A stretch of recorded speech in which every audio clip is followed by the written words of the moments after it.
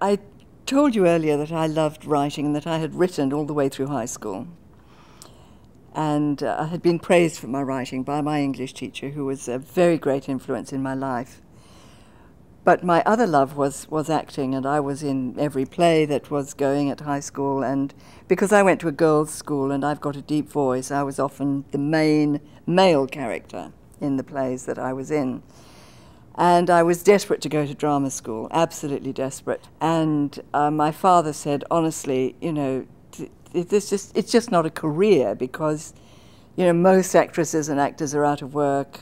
You know, it's just not a career. Anyway, my dad was talking to somebody else, some other educator, in another university because my father was in a teacher's college on the Mission, and he was talking to somebody else who said, oh, my daughter was the same, and she wanted to, you know, be an actress, and we found this drama school in London, which has with it a teaching diploma. They have to do teaching, it's compulsory, so that when they come out, even if they don't want to teach, they have the teaching qualification. So my dad said, okay, if you can get in there, you can do it. So off I went, mid-60s, in London, Beatles, Mary Quant, miniskirts, the whole deal. And I'm at drama school at this time in English history. Oh my God, it was so wonderful. It was incredibly exciting. But the drama school was very strict, very, very strict. The slightest misbehavior and you were expelled. You couldn't be late for a class, and there were classes from 10 until 5 with no breaks every single day. And the semesters, or terms as we called them, were 13 weeks. So by the end of that time, we were exhausted. But it was the very best training for me to become a writer for children, because I learnt by heart the greatest language in English. I learnt the great poets. I learnt by heart Shakespeare. I learnt many other playwrights' words, both modern and ancient, you know, Greek and so on.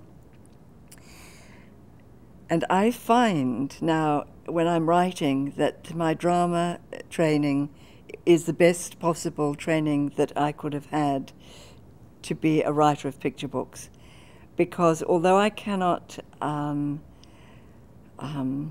externalize what I'm doing, I can't explain why this syllable, this word has to be 2 syllables there, or if we put it in this part of the sentence, it has to be 3 syllables, but the stress must come on the middle part, the middle syllable.